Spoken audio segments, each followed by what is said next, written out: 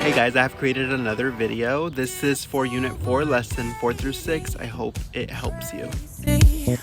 Thinking about the way I was, did the heartbreak change me? Maybe, but look at where I am. Let's start. Question number 1.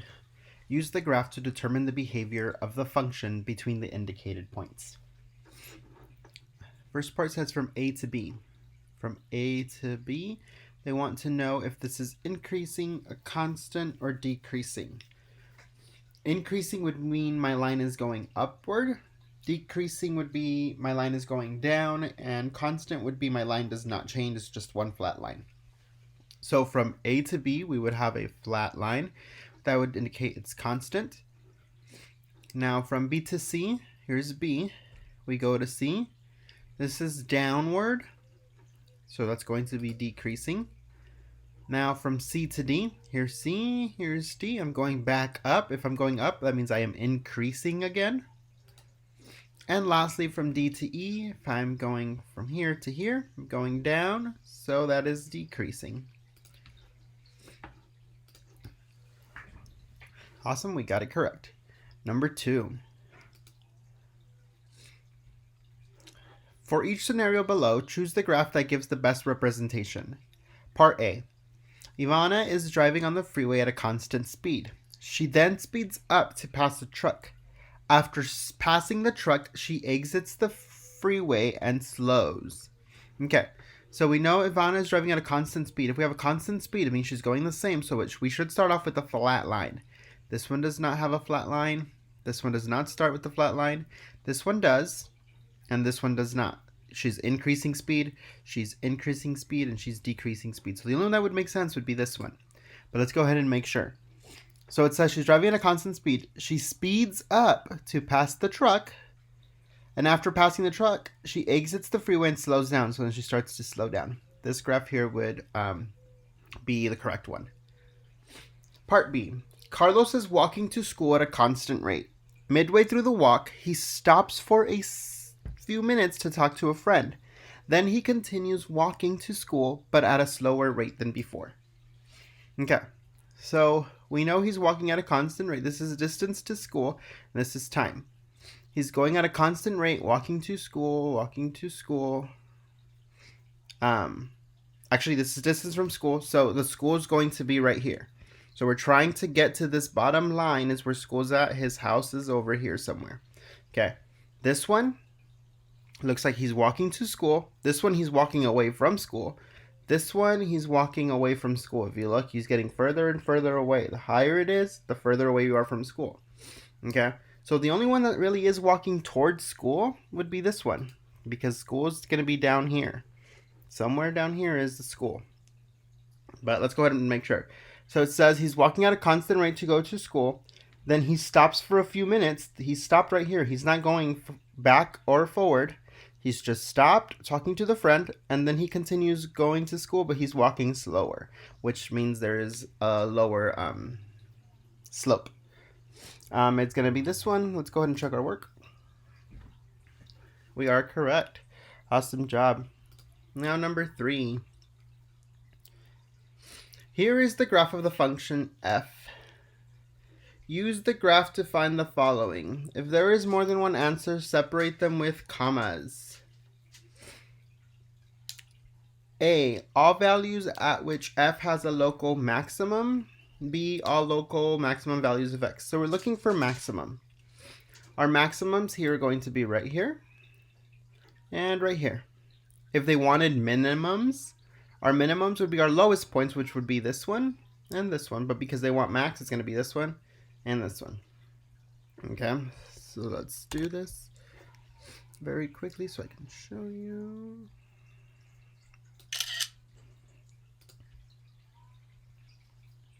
All right, here we go. Let me move this out of your way. My first point right here, you always look at your x-axis first. We're going to go -1, -2. So we have -2, -2, comma.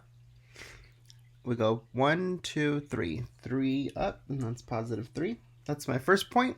That's my first maximum. My other maximum's right here.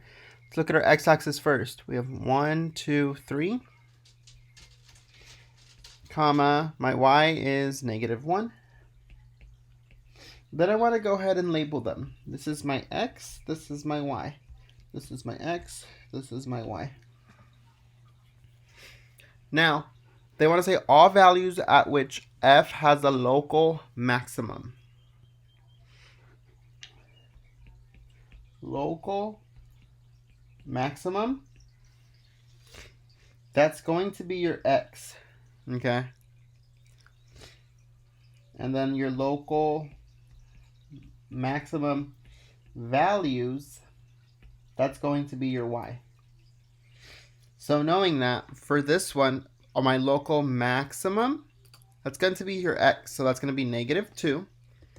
Then you want to separate your answers with a comma, or you can use this little button here. So negative 2, my other x is 3.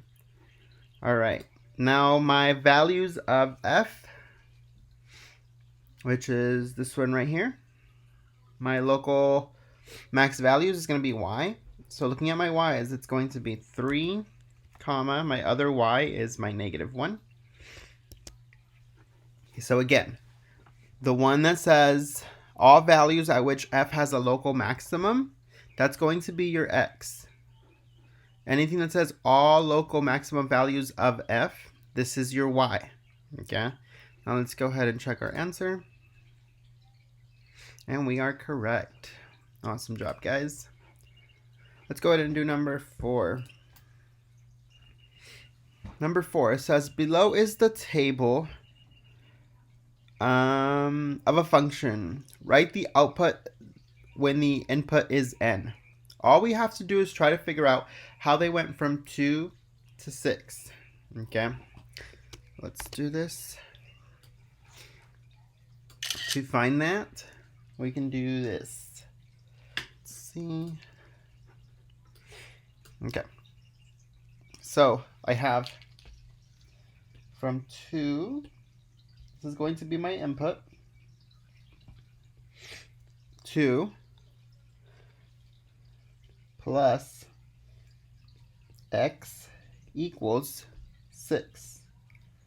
I'm trying to figure out what they did to 2 to get to 6. Okay, some of you can do this in your head, some of you cannot. If you cannot do it in your head, we can just go ahead and do this. Subtract 2 from both sides. This goes away. X equals 6 minus 2 is 4. So all they did was added 4. Let's try that. 2 plus 4 equals 6. That's correct. Let's check our 6 and make sure that the pattern follows. 6 plus 4 equals 10. Did that check out? Yes. Let's do our next one. 9. 9 plus 4 equals 13. That worked out. Okay, so what we've been doing is just adding 4. Now, if we have n, all we want to do is do the same thing. N plus 4.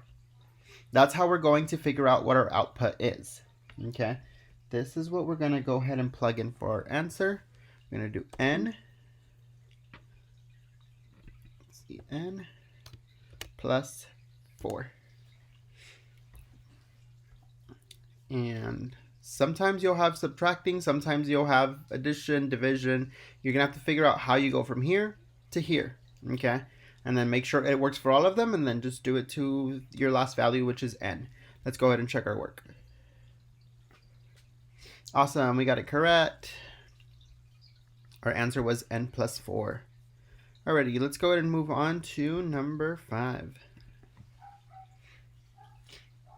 Number 5, Salma is putting money into a savings account. She starts with $300 in her savings account and each week adds $70. Let S represent the total amount of money in the savings account in dollars, and let W represent the number of weeks Salma has been adding money. Write an equation relating S to W, then use this equation to find the total amount of money in the savings account after 17 weeks. All right, let's do this. This one should be fun. Oops, let me move this down so you can still see. There we go. Alrighty.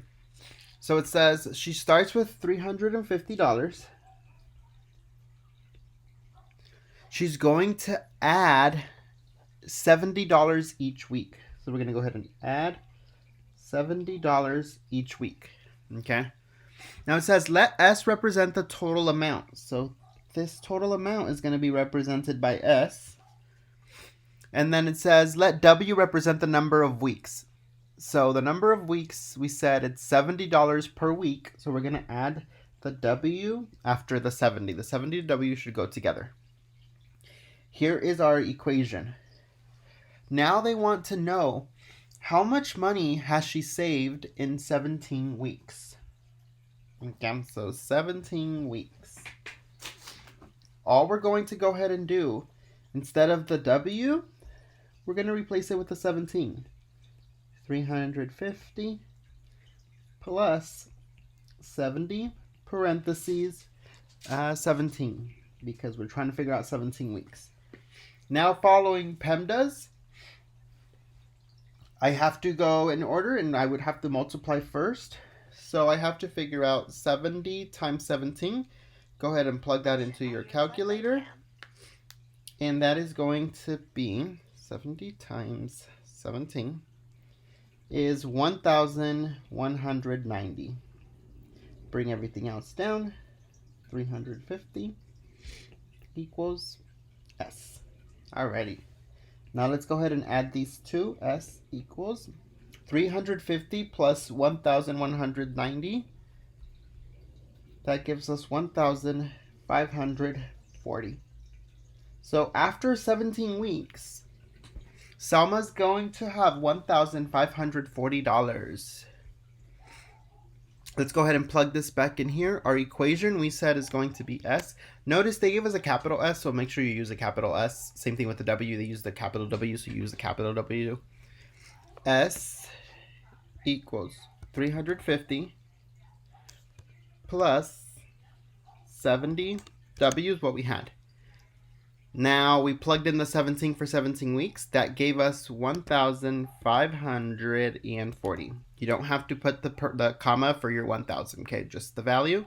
Now let's go ahead and check our work. We are correct. Awesome job, guys. Let's go ahead and move on to number 6, our last one. Okay, it says the equation 7 parentheses W plus 2 equals negative 35 is solved in several steps below. For each step, choose the reason that best justifies it. Okay, so we're starting with this right here.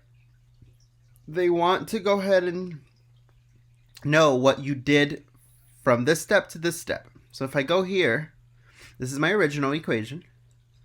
If I go here, it looks like they're dividing both sides by 7. So if I click here, or is it addition property? Is it the subtraction property, multiplication property, division property, simplifying, or distributive?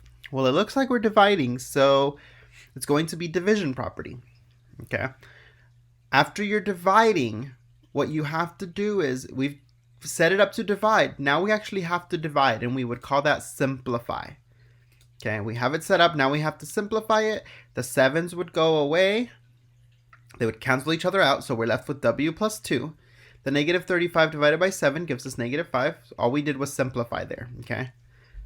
Now our next step, we have W plus 2 equals negative 5. We have to get rid of this plus 2, so it looks like we're subtracting 2 to both sides. If we're subtracting, that's going to be the subtraction property. Now that we have it set up, these 2's canceled out. Negative 5 minus 2 gives us negative 7. All we were doing there was simplifying it. We set it up. Now we have to simplify it to get our final answer of W equals negative 7. Let's go ahead and check our work.